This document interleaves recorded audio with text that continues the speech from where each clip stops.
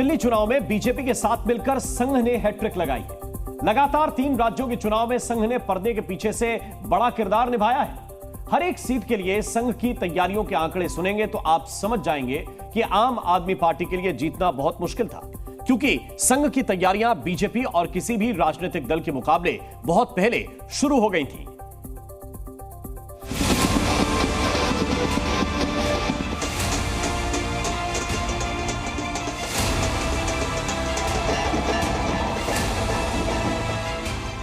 संघ के साथ से हैट्रिक पर बनी बात। हरियाणा महाराष्ट्र के बाद आज दिल्ली में बीजेपी जीत का जश्न इसलिए मना रही है क्योंकि पर्दे के पीछे राष्ट्रीय स्वयंसेवक संघ एक्टिव रहा। पूरे चुनाव के दौरान संघ के स्वयंसेवक और बीजेपी के कार्यकर्ताओं ने मिलकर हर सीट के लिए लोकल लेवल पर रणनीति बनाई और बेहतरीन तालमेल के साथ काम किया। यही वजह है कि बीजेपी और संघ को अलग अलग देखने के बदले एक संगठन के 2 हाथों की तरह देखा जाता है। महाराष्ट्र हो या हरियाणा, आरएसएस का कैडर लोकसभा चुनाव के बाद हर चुनाव में काफी एक्टिव नजर आया था, जिसकी खबरें आ रही थी, और दिल्ली में भी एक बड़ा साइलेंट फैक्टर रहा है।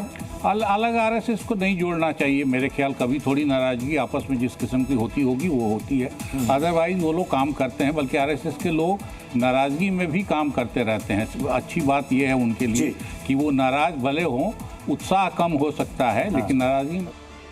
दिल्ली में बीजेपी सीटों का अर्धशतक लगाने के करीब पहुंच गई। उसकी वजह है दिल्ली की 70 सीटों के लिए बना संघ का चक्रव्यूह। संघ के स्वयंसेवकों ने लगभग 60,000 बैठकें की। इस हिसाब से देखें तो औसतन हर सीट पर 850 से ज्यादा मीटिंग हुई। टिकट बंटवारे पर बीजेपी और संघ के वरिष्ठ अधिकारियों के बीच चर्चा हुई।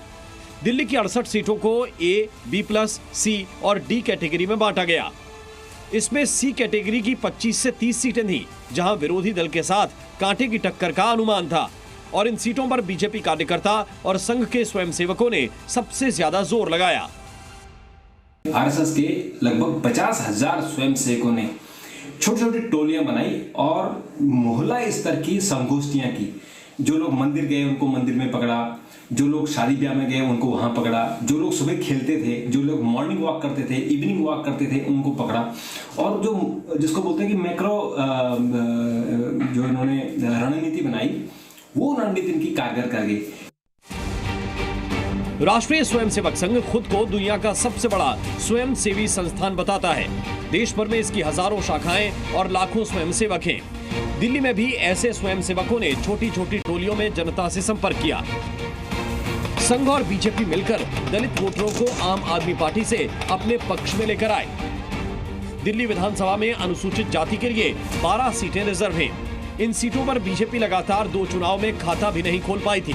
इसके अलावा लगभग 17 से 18 सीटें ऐसी हैं जहां 20% से अधिक दलित वोटर हैं। संघ और बीजेपी के कार्यकर्ताओं ने मिलकर ऐसी करीब 30 सीटों पर फोकस किया था।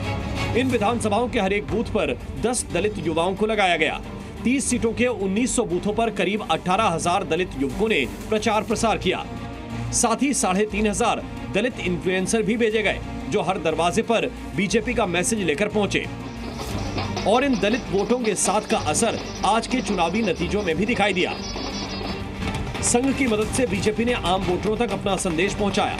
आम आदमी पार्टी के भ्रष्टाचार, चुनाव के समय अरविंद केजरीवाल का मंदिर दर्शन जैसे मुद्दों को लेकर संघ वोटरों तक गया। स्वयंसेवकों की मदद से बीजेपी ने चुनाव से काफी पहले दिल्ली में काम शुरू कर दिया था। जब तक दूसरी पार्टियों ने वोटरों तक पहुंच बनानी शुरू की, उससे पहले संघ ने अपना काम कर दिया था।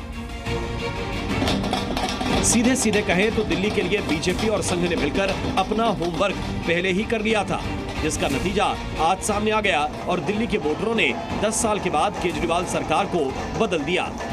रविंद्र कुमार, जी मीडिया, दिल्ली।